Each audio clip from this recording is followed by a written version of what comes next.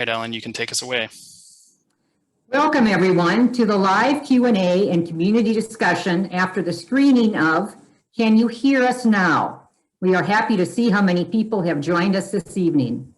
My name is Ellen France from the La Crosse Area League of Women Voters, and it's my pleasure to acknowledge all of the people and organizations who did so much work to bring this screening and discussion to our region.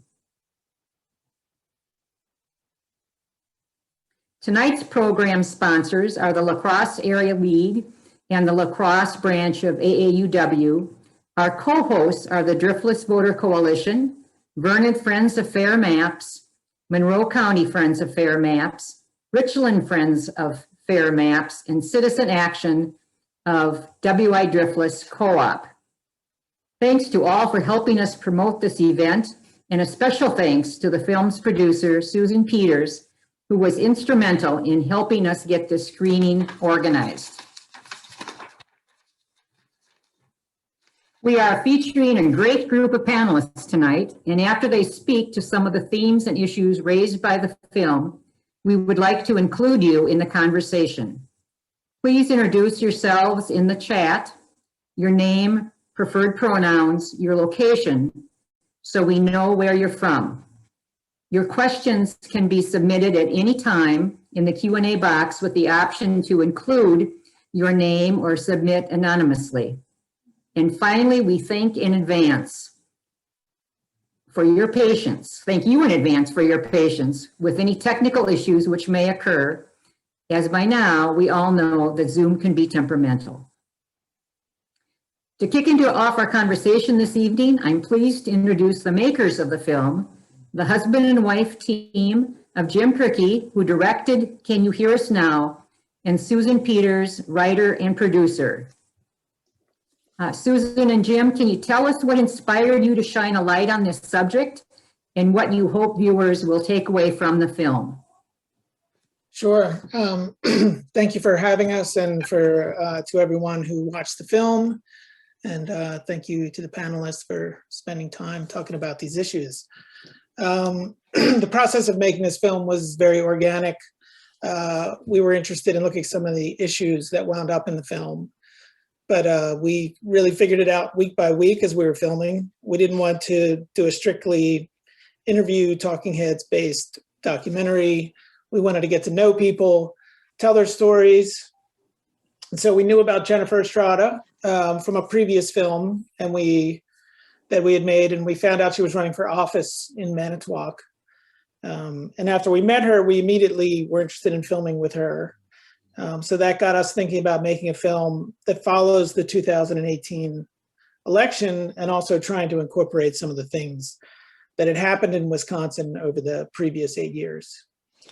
And if I can jump in, just to talk about what we hope, obviously, we hope a lot of people will watch the film. I mean, I think, that's the case for any filmmaker.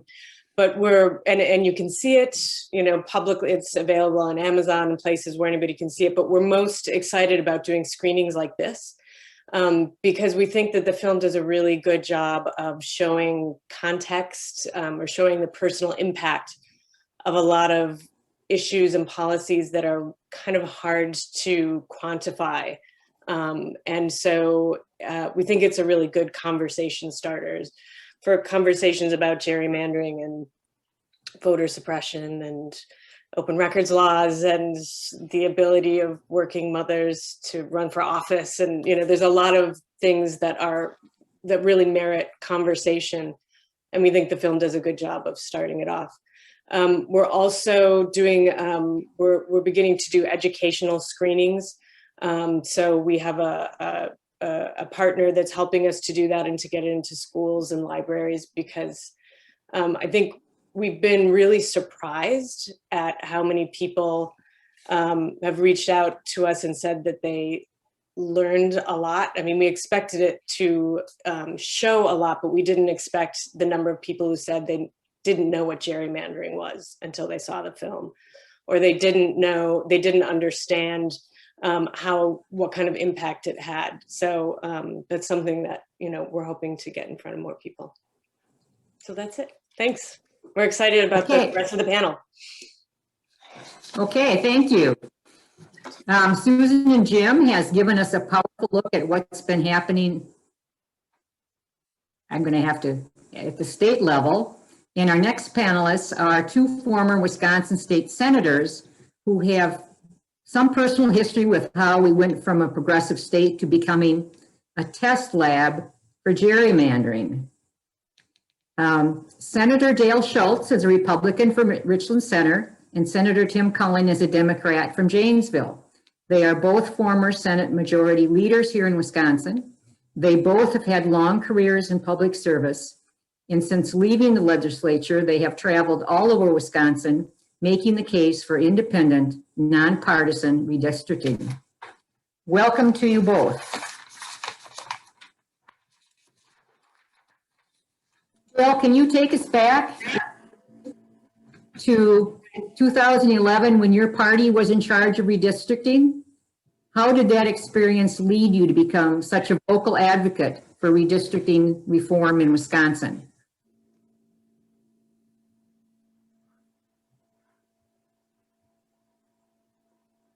So is Dale there? I'm here. I thought you addressed Tim. I'm sorry. Oh, that's okay. I know the script doesn't follow your personal order, so I apologize. That's fine. There's nothing like having 120,000 of your closest neighbors and friends show up at your place of work to drive home the point that something is horribly wrong. And, Tim and I spent a lot of time together during those days and wondering what we could do. And I think we decided that showing a little leadership, working on a bipartisan basis was the best way to affect change.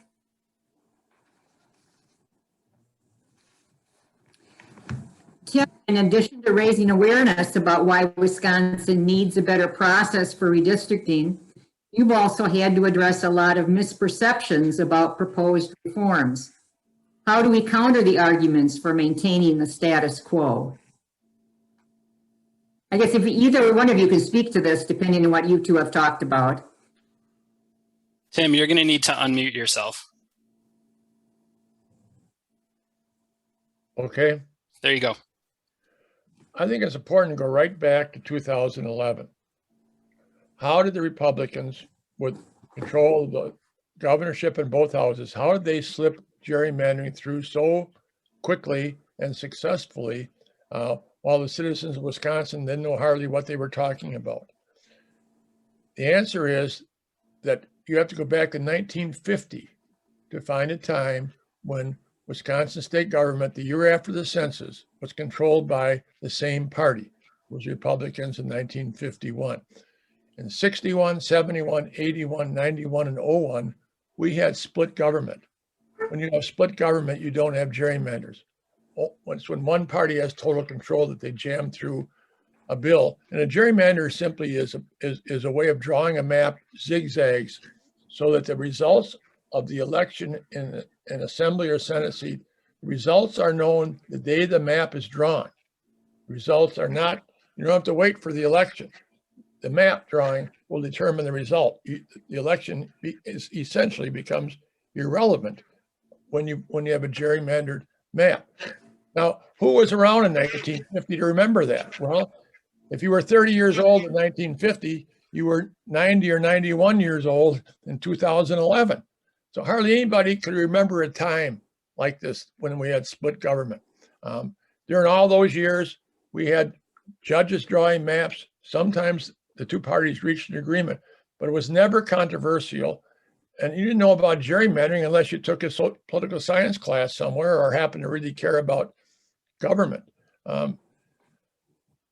What happened, though, was they got away with it. And Dale and I went around the state, and people would say, well, we'd complain about it, and they say, well, that's just what those politicians in Madison do. They've been doing that forever.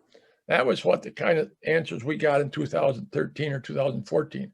I can tell you by 2017, when we kept going around, people in Wisconsin had found out what gerrymandering was, and they don't like it. nonpartisan, non-binding referendums across the state and counties are passing by an average of 70+%. People want the map drawing taken away from the politicians and put in the hands of a nonpartisan commission or coalition of some kind. But I also need to say, as a Democrat, Dale and I like to go out together on this. Gerrymandering in Wisconsin looks like a terrible thing the Republicans did, but gerrymandering is the abuse of power. It's when one party has total control and they can't help themselves. They have to abuse it. Republicans did it in Wisconsin, Michigan, and North Carolina. Democrats did it in Massachusetts, Rhode Island, Maryland, and Illinois, among others. Both parties did it in more places. It's abuse of power. And that's what we're trying to stop. Dale and I are convinced without a doubt the thing to do is adopt an Iowa system where the politicians don't draw the maps. Now, if you go around, all the citizens listening tonight, and you ask a Republican legislator about why we don't just go to an Iowa system, they'll say it's in our Constitution that the legislature must pass the map. That part of the story is true. The Constitution does say the legislature has to pass the map. The Constitution does not say the legislature has to draw the map. And that's why we're saying do what Iowa does, which they have a nonpartisan commission. They draw the map. The legislature has to vote on it, but they can't change it up or down. And it gets done. That system in Iowa is 40 years old. It is so popular that no legislator of either party in either house in 40 years has ever even introduced a bill to change back to a partisan system. That's how popular it is in Iowa. It would be just as popular in Wisconsin. I'm just thrilled tonight to be have the chance to witness this screening of the film. I love the title, Can You Hear Us Now?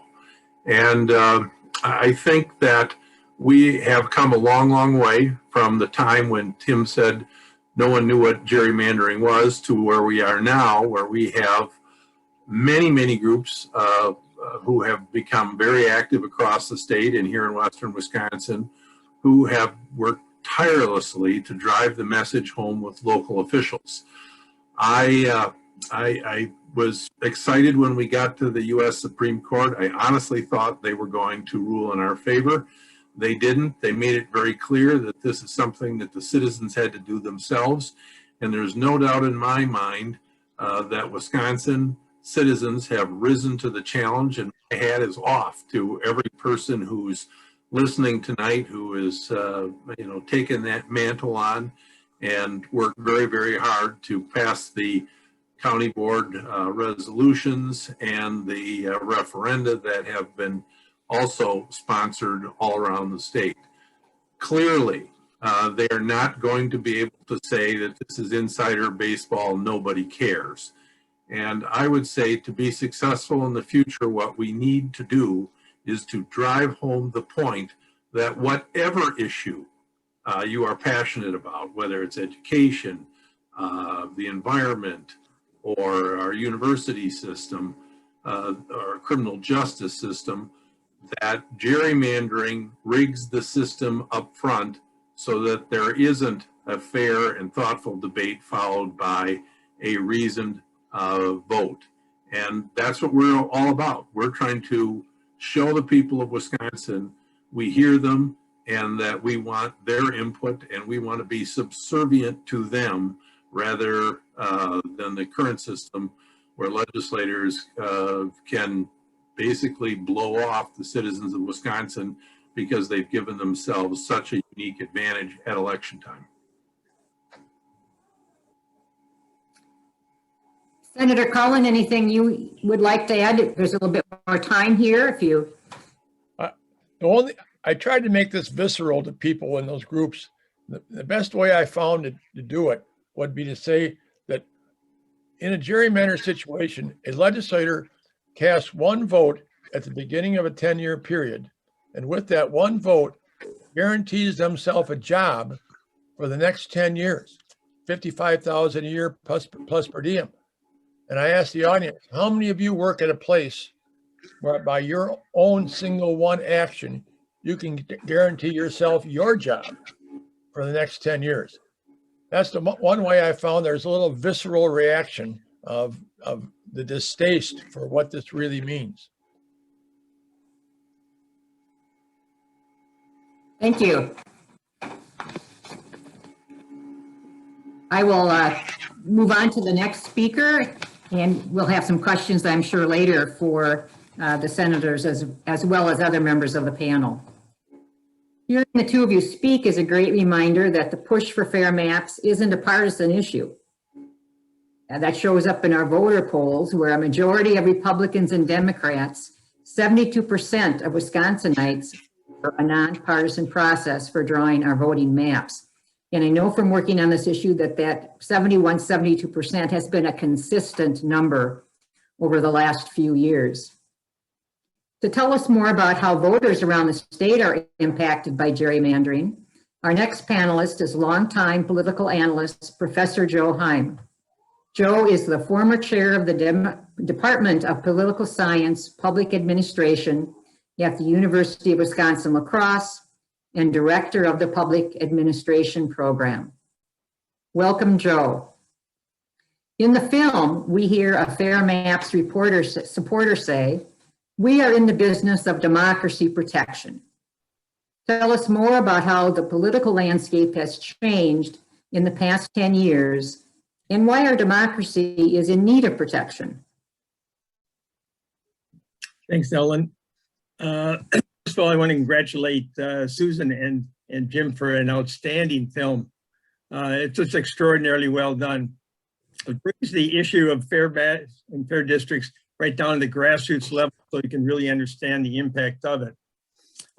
Also, I want to thank Dale Schultz and Tim Cullen for stepping up on this particular issue. It takes a lot of courage to tell members of your own party that they're wrong, basically. So I really appreciate your willingness to talk about this.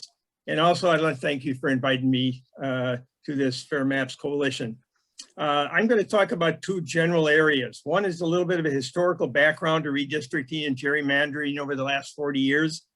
And second, I'm going to talk a little bit about short-term and long-term implications of gerrymandering to democracy and to the state in general. This is one of the most significant issues of our time, believe it or not. I do remember many years ago reading a political science book that said, well, redrawing districts is a very boring topic and the public is simply not interested. Well, as Tim and Dale have said, this is changing and frankly is becoming rather obvious why it's changing. For 3 consecutive legislative redrawing districts, 1981, 1991, 2001, and as our senators said before, these are drawn either because of divided districts or in the cases of 81, 91, 01, they were done because of the divided legislature, the governorship, and essentially the redistricting went to the courts. And the courts basically took Democratic, Republican plans, merged them together, and we ended up with fairly competitive districts in the state of Wisconsin. In 2011, however, right after the 2010, I'll call it a wave election, basically. I won't get into the reasons why that occurred. We ended up with a single governor, single assembly, senate, all under the control of one party. And with that, basically, if you have to throw in the fact that our voting data and extremely sophisticated computers, which I don't think our founders ever thought were going to happen, they were able to draw the districts in such a way so that the districts resulted in, as our senators both have said, that regardless of the voters and regardless of the outcomes of the elections, the solid Republican control lasted for 10 years. The numbers speak for themselves. In 3 of those 10 elections, people that voted for Republican legislative candidates had a slight margin, no higher than 54%. In 2 of the elections, the Democrats had more votes, basically. In other words, they had, I think, a high was 53%. The effect, however, was the Republicans in the Assembly maintained no less than 60 votes out of 99, and they were as high as 64. In the Senate, the numbers were, I think it was 17 to 21. In other words, for 10 straight years, the Republicans have maintained control, and it is not really close. Despite the votes, despite the fact that Democrats carried 2 of the 5 districts, 2 of the 5 elections in terms of majority of the public voting for Democratic candidates, didn't work. In 2018, for example, the state of Wisconsin clearly wanted to shift political parties. We've elected a Democratic governor, Democratic treasurer, Democratic attorney general, U.S. senators. Basically, all statewide races went to the Democrats, yet the legislature virtually was unchanged, basically. And that's really a result of redistricting and gerrymandering. So why is this significant? Well, there are short-term and long-term implications to all this. And long-term, frankly, I think are more significant than the short-term.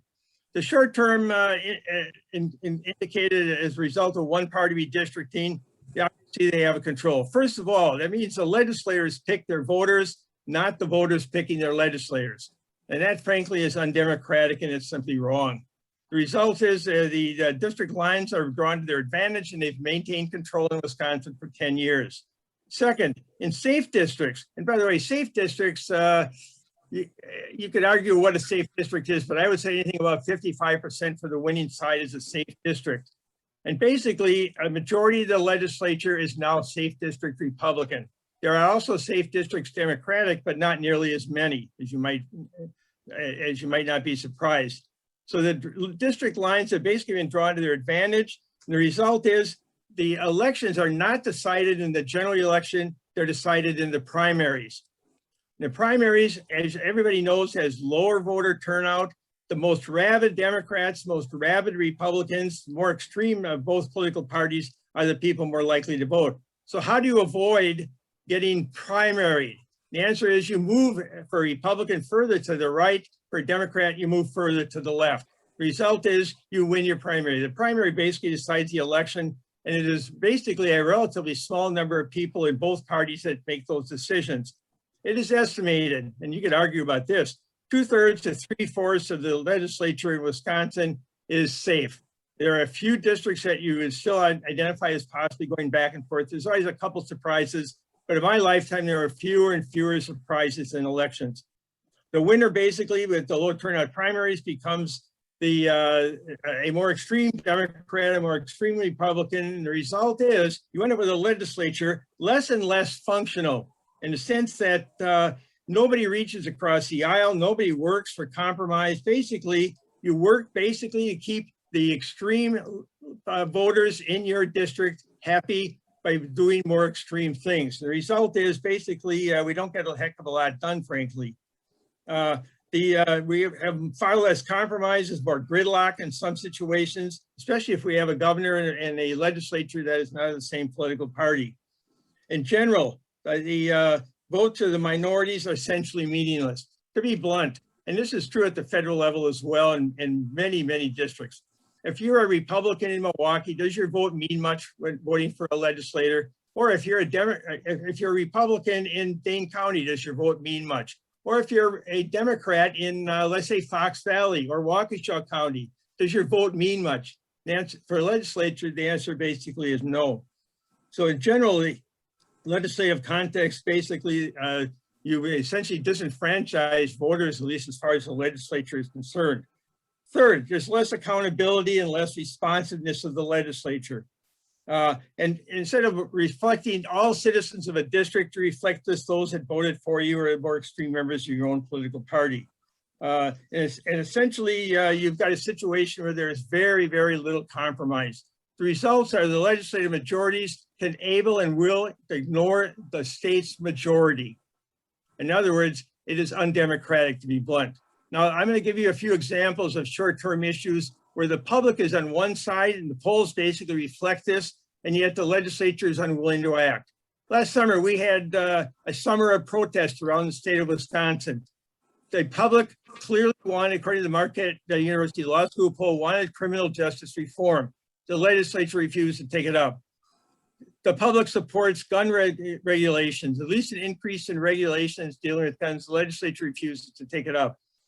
They favor accepting federal Medicaid money. The legislature refuses to take it up. Campaign finance reform, public education, K-12 is widely supported by the public, university system widely supported by the public.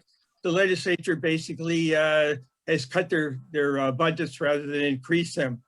You may, and we've all noticed this last year, number of referendum at the K-12 level, asking for more money because the legislature is unwilling to do it. 2/3 to 3/4 of those referendum have passed. It tells you the public out there supports spending for education, and frankly, the legislature does not. My favorite example of this, by the way, is the Government Accountability Board, widely recognized as one of the most innovative things Wisconsin had ever done, handling ethics and handling campaign finance, campaign rules under one board. Because they did some things that the Republicans did not like, they were disbanded basically. Public support was clear. They favored keeping the Government Accountability Board. Virtually all editorial boards in the state of Wisconsin supported keeping the Government Accountability Board. It is gone. It is gone, despite what the public and everybody else thought should be kept. The nonpartisan redistricting, I think we've already kind of talked about this. I looked after the November elections. There are 28 counties that have passed nonpartisan redistricting advisory referendum, 16 municipalities, then even more were done in April. The fact is, if public widely supports nonpartisan redistricting, will the legislature do that if they could? Well, I think we know the answer to that. The other things I want to mention in terms of safe districts, for example, you can just simply ignore the will of the public on a day-to-day, year-to-year, month-to-month basis. In an earlier forum that the Fairmax group put out, there was an individual that identified the number of contacts legislators received by phone, by mail, by email, and the numbers were massive in terms of favoring certain things that the legislature simply opposed, basically. So, and last but not least, I just want to mention the state budget proposals. The governor proposed the state budget, I think it was in February. Joint Finance Committee had 3 hearings, only one of which was virtual. And if you've ever been to one of these hearings, by the way, it looks like half the people are not listening, half the people are out on their e-phones, and they basically run a hearing for the purposes of making it look like they do it, but the fact that they're virtually meaningless, basically. It's kind of sad, frankly. Clearly, the legislature is unable or unwilling to listen to the public opinion in the state of Wisconsin because, frankly, they don't have to. They don't have to be responsive to public input, and they simply can do what they damn well please, to be perfectly blunt. So public opinion be damned. Now, that's a short talk, basically. I'm going to have to stop. You have 1 more minute. Okay, I'll go real quickly. Long-term implications. Decline in trust and confidence in government has been going on for some time. This is certainly adding to it. Trust and confidence in government is becoming lower and lower for the last 2 or 3 decades. And this is the bedrock of a social contract between citizens and its government. More and more alienated voters, angry citizens discourage people because basically their vote is meaningless in many respects. And last but not least, there's been a decline in democracy and support for democratic institutions because the public recognizes that legislature is not doing the things that the public wants done. If government is not deemed to be legitimate, and history tells us that at some point it may be replaced by something that the public will see as responsive to them. I see this as a major danger. So the legislators, both federal and state, listening, I think we know the answer to that. Thank you. Well, we've talked a lot tonight about how we got to this point, why it matters. It really matters. So let's spend some time on solutions. 2021 is the year when our best hope for real change comes. People's Maps Commission created last year by Governor Evers. We're fortunate to have People's Maps Commissioner Annemarie McClellan of Menominee joining our discussion tonight. Annemarie represents Wisconsin's 3rd Congressional District on the commission. She currently is the co-president of her local chapter of the League of Women Voters and also has served as a poll worker and election observer. Welcome, Annemarie. Please tell us about the work of the People's Map Commission, and most importantly, how all of us can help. Oh, thank you, Ellen, and thank you for being on this panel, for inviting me. And I just want to take a second and thank both Senators Schultz and Cullen for all the work that they've done going around the state, spending their time and energy educating people about gerrymandering. They've been doing it for quite a few years, and I know that they're instrumental in my beginning education. So thank you so much for that. And Professor Heim, you did a great job of talking about all the problems of gerrymandering, which the commission has heard from citizens as we've moved along. But the People's Map Commission was formed in 2020. Governor Evers put out in Act 66 saying that he wanted to form this commission of 9 people, 1 from each congressional district, to represent the citizens of Wisconsin. So we were selected as volunteers based on our application by a panel of 3 retired judges. And they wanted to choose us so that we represented both different ethnicities and genders and past work experiences and current work experiences. So the commission has 9 people now. I am fairly newly retired, and there's 1 other person that just became retired, and the rest of them are all working full-time with families. And I have to say a lot for my fellow commissioners. They're very dedicated in this, but we're all very concerned, like everybody listening, about gerrymandering. And so we're very happy Governor Evers created this commission and set it up so that we could hear from people testifying from each congressional district, which we have done because of COVID. We've done it over Zoom. So we had a hearing in each district and heard from people about what their issues are with gerrymandering and how it's affected them personally. And most importantly, we've also heard from experts. At the beginning of each one of these meetings, some expert on some aspect of redistricting talked to us and educated us, because we are not, none of the commissioners are legislators. We don't have that as our experience. You couldn't be a lobbyist either. We are really fairly apolitical or political novices in this regard.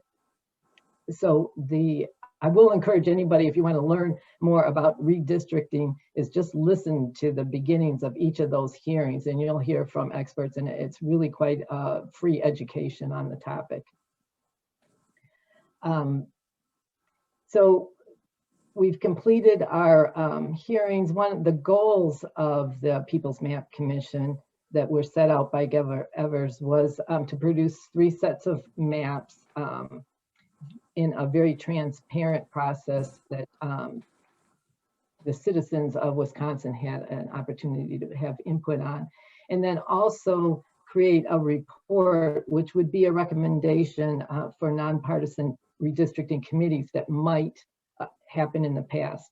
In our recent history, there's been bills that have been brought up into legislators to form some sort of nonpartisan committee to do redistricting, and they never went anywhere.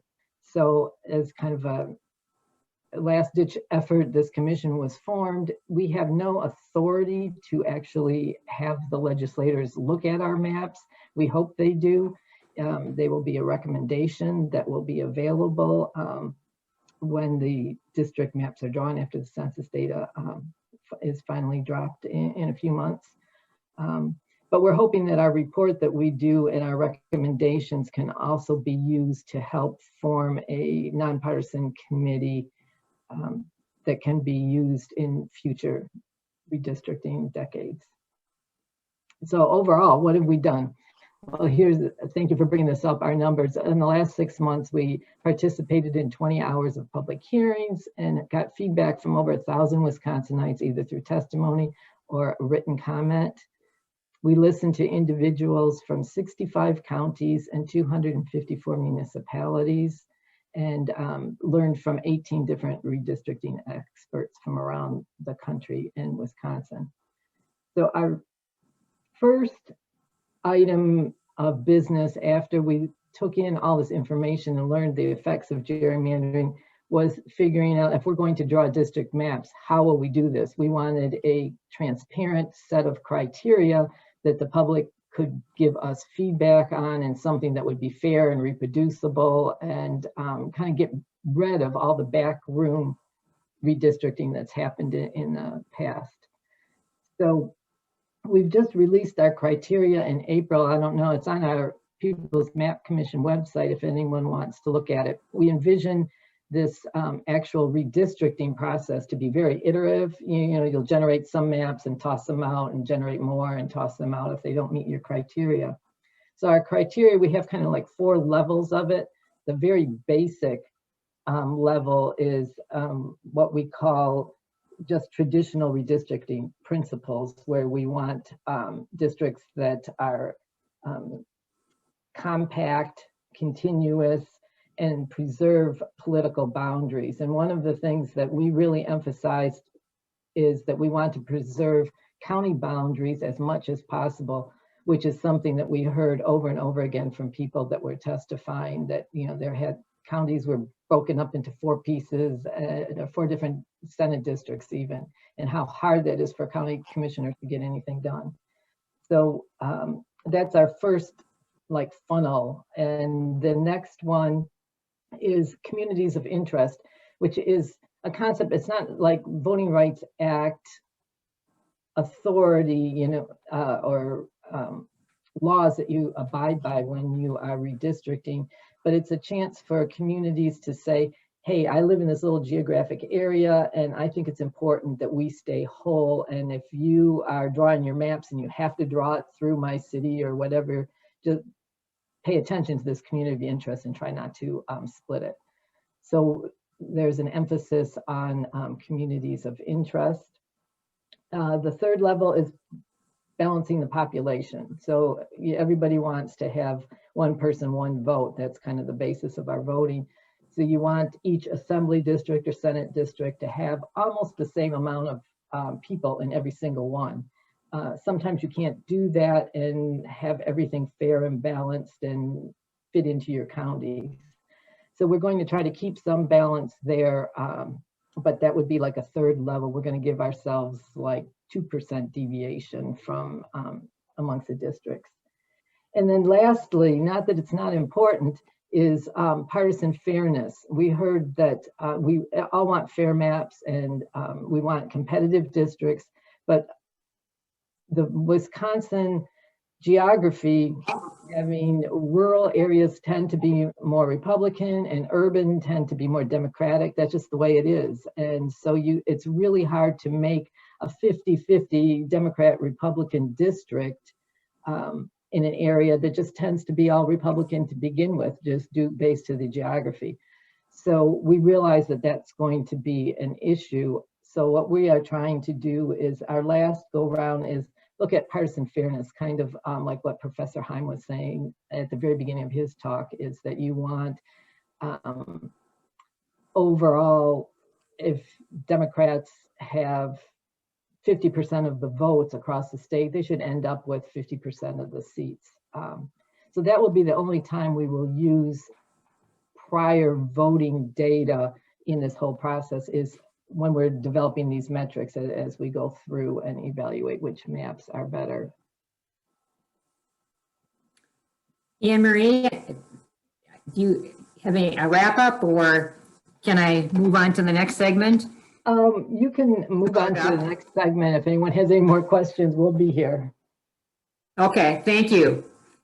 Well, we've got some great questions for our panelists. So while Wade gets ready to do the questions, let me quickly extend our thanks to everyone involved in tonight's event, our sponsors, the host organizations, our filmmakers and guest experts, and especially all of you who registered to join us on this evening to share your thoughts. Just a reminder, you can submit questions in the Q&A box with the option to include your name or not. We'll answer as many as we can in the time remaining and follow up by email if we run out of time this evening. Wade, are you ready with the first question? I am, yes, thank you. We have a question here from Tanya. And folks, just I encourage you to type these in the chat and we'll get them out as soon as we see them. Tanya wanted to know about nonpartisan redistricting commissions. A common response to these commissions is that there's no such thing as nonpartisan, right? Everyone has a partisan bias. So why should we trust a, quote, nonpartisan redistricting commission any more than the legislators? And Annemarie, I don't know if you want to take that or if our former state senators wanted to jump in as well, but maybe Annemarie, you can take the first crack at it. Thanks. I will take the first crack at it. The fact that these nonpartisan commissions, what we are doing is doing everything in a transparent way, and we are getting feedback from the community. So I think that's how we can do it in a nonpartisan way, is that we do all have our partisan hats, most of us do, and you just set that aside because we want everything to be fair and transparent. And I think that having the transparency will introduce fairness into the process. Thank you. And I think it's important to differentiate that, as you mentioned, from what took place in 2011, where not even the entire Republican caucus was participating in the redistricting process, but a select few were invited to, off-site legal offices to do a lot of this, like you said, backroom dealing.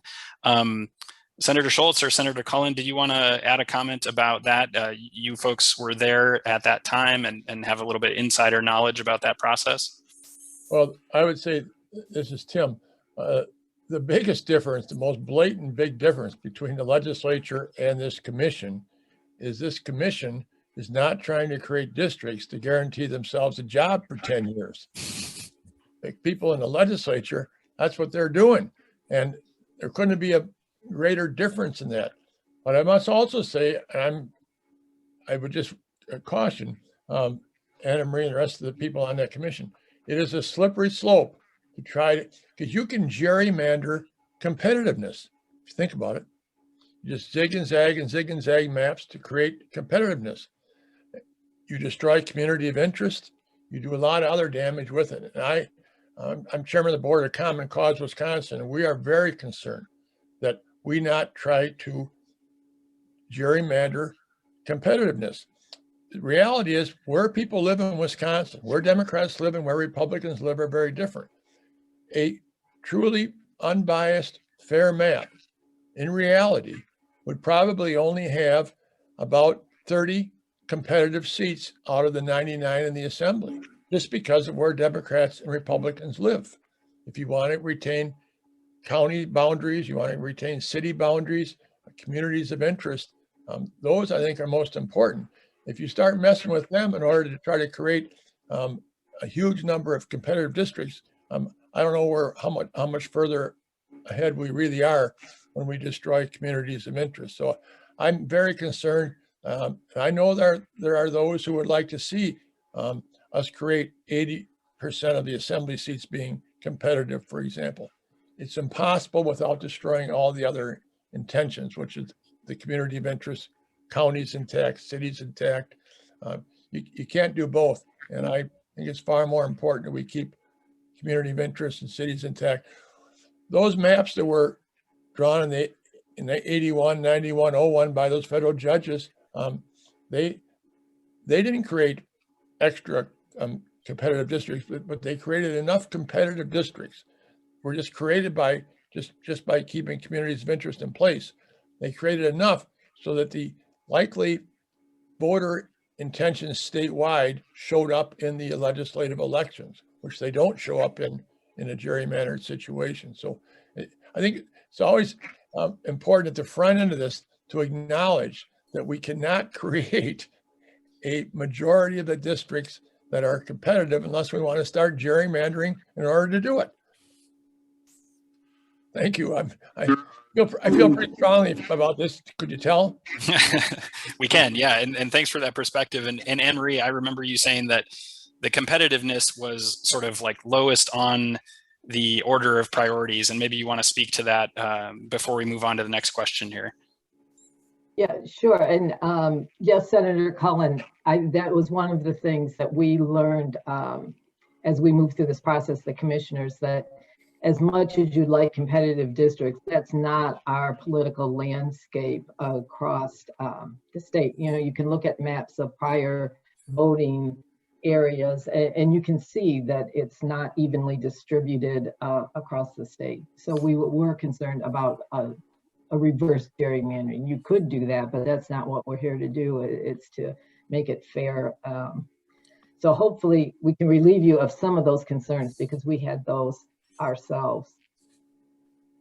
Yeah, and I guess just, you know, speaking as a voter, I think what most of us care the most about is that our vote is counted fairly, and that we have an equal shot, and the rules of the game aren't rigged in favor of one side or the other. So I think that's really critical to emphasize. We have another question here from Alicia for our filmmakers, for Susan and Jim. The folks that are featured in terms of aspiring candidates in the film were Democrats, and there weren't aspiring Republican candidates. Could you speak to you know, some of the choices that went into the making of the film and why there aren't Republican voices as aspiring candidates there? Yeah, absolutely. I mean, in terms of why the people who are in the film are in there, it's really because Jim found them to be really exciting and wanted to follow them, and they were very dynamic. But that's not the reason that we did not have any Republican candidates in there. In all of the races that we were following, the Republicans were incumbents. So they definitely had a very different approach. And something that we discovered that I think somewhat comes across in the film, but is not as explicit as we might have hoped, is that one of the things that happens with gerrymandering is that if you know you are very secure in your election, during the election period, you kind of lay low. So we found that the Republican competitors of the people we were filming, we didn't see them very much. We reached out to them, we tried, but then eventually they would not debate. We were able to film a debate finally with Paul Tittle, but That took all summer. yeah, that was very hard for Jenny to get a debate. And I think that it just reflected the lack of presence that the people we were filming felt. So it wasn't intentional to try and just show one side, but it felt like we were representing what the people we were filming with and spending time with were experiencing. Thank you for that. And I think that sort of speaks to the problem, right? One of the common complaints from people like Jenny Estrada or Rebecca Clark is that the folks that have been elected to represent us aren't here, they aren't listening, they aren't showing up in our communities. So somebody's got to run, somebody's got to challenge that narrative. So I think it's important to really point that out. Yeah, they were invisible all the entire election. There was very little seen or heard from them. So we would have loved to have, had more scenes with them, and yeah. Because heaven forbid they have to answer questions from people, right? That's it. Could I get a word in here? Yes, please. All right. I'm a Republican. I think that it's a fair comment to say, why don't we have a Republican there? But I really think it's pointless, because this is just a story about redistricting and its impact on people who try to get elected. All you have to do is cross the Illinois line and the shoe's on the other foot. You probably couldn't find a Democrat who would appear, and Republicans would be impacted. And I think that's the point here. Only one side is going to be in control at a time, and they will be so in control they're completely insulated from the general public. And that's what interests me about this. The reality is you need a compelling story to help get a point across. That's what a film provides you. And, I think it's exciting that you undertook this project. And I don't think it's a problem at all that you don't have any Republicans who get a chance to voice some concerns. I just wanted to drop back for just a second and say something. There are several models for doing this around the country. One is to use a commission. Another is to use a nonpartisan civil servant to draw the maps and to have the legislators then pass it. The problem in Wisconsin and in Illinois, frankly, is that both halves of the equation, the passing as well as the drawing, is dominated by one political party. So, you know, it doesn't really matter to me whether or not a commission does it or an individual does it. I think Tim and I selected Iowa because the model has worked very, very well. The biggest problem, as Tim pointed out, is that a commission will begin to want to create the seats, and I think that's a mistake. I think establishing criteria by which the maps are drawn is the key. For example, we're not going to allow any partisan data to be reflected into the process in a computer algorithm, and the only thing that we're going to allow is you know, communities of interest, compactness, and the one man, one vote principle. The districts have to be as nearly equal as possible. And then, of course, the federal civil rights legislation that was put into place that seems to be rapidly disappearing in current days needs to be reflected in the maps that are drawn. And Tim is exactly right. We're probably never going to achieve 50% competitive districts, but the fact that you could find yourself in a district that's competitive and that you're not in complete control of your future as a legislator will mean that people will behave very differently. Thanks for that perspective, Senator Schultz. I appreciate that. As Senator Cullen mentioned earlier, both parties have engaged in this practice over the years in different states whenever they have the chance. So it's important that we make a change so that they can't. One last question, I think, before we move on to our wrap-up comments. I know Leslie from our local Fair Maps group wanted to kind of share with us some options to get involved going forward. So one last question for Senator Cullen and Senator Schultz. What do you think it will take to get the current legislature to actually move on this issue? Is it even possible, first of all, and what will it take? It's impossible. What's likely to happen, they're going to pass a map that's like 2011 or even more gerrymandered. They've got 10 more years of data. Then the governor is going to veto it.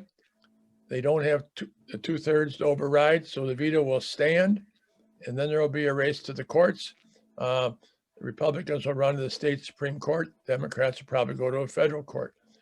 One of the great things that this People's Maps Commission can do will be to come up with a fair map that's not partisan. It doesn't have, as Dale said, data from past elections and drawing it so that not only the public and the media, but more importantly, those judges, whether they're state or federal, they are going to have a chance to look at two different kinds of maps. The partisan map, the gerrymandered map that the Republicans are going to put in front of them and say, we're the will of the people, we were elected, this is what we drew. The judges are going to have a chance to look at what a non-gerrymandered map of Wisconsin looks like. I think that's the great service. It's not going to be official. It isn't going to automatically be, as Annemarie said, isn't going to become law just because they did it. But it will at least show the judges what fairness looks like. And that may well end up being their greatest contribution. And it could affect some judges. We've seen some Wisconsin Supreme Court justices cast some unusual votes in the last few months. And we have a Chief Justice who looks like is not running again. So I'm optimistic that we can somehow come out of this with maps that at a minimum are a heck of a lot fairer than what we're under today. Let me tell you how bad it is today. Just one quick example. In 2018, in the legislative elections of 2018, in the Assembly and Senate combined, regardless of party, only one incumbent of either party lost in 2018. Only one. of all 99 in the Assembly and the 33 or 16 in the Senate, only one incumbent lost. And the only incumbent that lost was the one who won a special election in June and then couldn't get elected to a full term in November. They never set foot in the state Senate between the time they won and the time they lost. That's the only incumbent who lost. It's hard now. We have good incumbents. Dale and I are once incumbents. We think we're terrific, right? But to say that in every race, in both parties, in both houses, the best candidate happened to be the incumbent, that's just outrageous. That's what happened in 2018. Well, let me say I'm optimistic too, because of the efforts of many of the people listening and really hundreds or thousands of others. We have made progress. We now have 5 or 7 legislators who have been identified as being willing to co-sponsor legislation.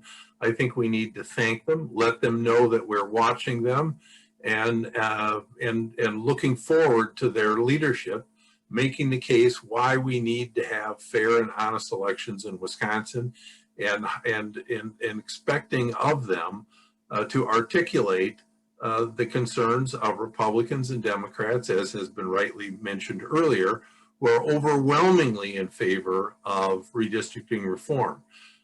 It's not enough to just co-sponsor. We have to tell them we expect leadership. We expect independence, because they don't work for their leadership. They don't work for their political party. They work for us, the people. And we need to let them know that we're watching, and we expect them to hear us. Could I say Thank one you. more thing real quickly? Sorry, Ellen, that I neglected to encourage everyone to go onto District R. It's like district with an R on it.org, and identify your communities of interest. And that information will be fed to the People's Map Commission so that we can use that as we go through this process. A lot of the grassroots organizations have details, and they will be doing training sessions and having online and in-person events so that they can help people define textually what their community of interest is, as well as plot it on a map. Thank you. Okay, thank you. We do have to adjourn this evening. One of our event organizers, Leslie Wegener, would like to put in a word about how determined people in the 3rd Congressional District are teaming up to fight this battle for fair maps. Leslie? Thank you very much, Ellen. Thank you to all of our panelists. I really appreciate that we're ending this evening on a note of optimism and focusing on solutions, because this year, 2021, the fight to end gerrymandering in Wisconsin is real. Before and after our federal census data is received, the months ahead are going to be active on many fronts. There's the biennial budget that's about to be slashed by the Joint Finance Committee starting tomorrow. We have the work of the People's Maps Commission that's in full swing. There is soon going to be introduction of new nonpartisan redistricting legislation. There are rule changes now that are being considered by Wisconsin Supreme Court. And we're only in the month of May. I mean, there's a lot of work to do. So that's why the Wisconsin Fair Maps Coalition has been organizing grassroots teams throughout the state to keep redistricting in the public eye at every turn. In our area of the 3rd Congressional District, we're hoping to launch a team that pulls in folks from La Crosse, Vernon, Monroe, Trempealeau, Crawford, and Richland counties. We've been successful in getting fair maps referendums passed in these counties, but as the film has shown us, the will of the voters is still being ignored. So to me, that's a clear call to action. Our numbers have to be even greater, and our involvement has to be even stronger, because right now engagement is everything. The next 10 years of public policy depend on it. So to everyone who has joined us tonight, I just want you to consider this your personal invitation. A team kickoff meeting is being held 1 week from tonight, Wednesday, May 12th at 6 p.m. If you live in the 3rd Congressional District and want to get involved, and I hope you do, just send an email to Jess, whose address is on the screen, and she'll send you the meeting information. If you're joining us from around the state and want to get involved, visit the Fair Maps Coalition website or email Carlene, and she'll connect you with a team that's closer to you. We have a window right now in which to make a difference by teaming up for a sustained and coordinated effort to demand change. The people of Wisconsin want an independent, transparent, nonpartisan redistricting process, and we want it now. So that's my pitch.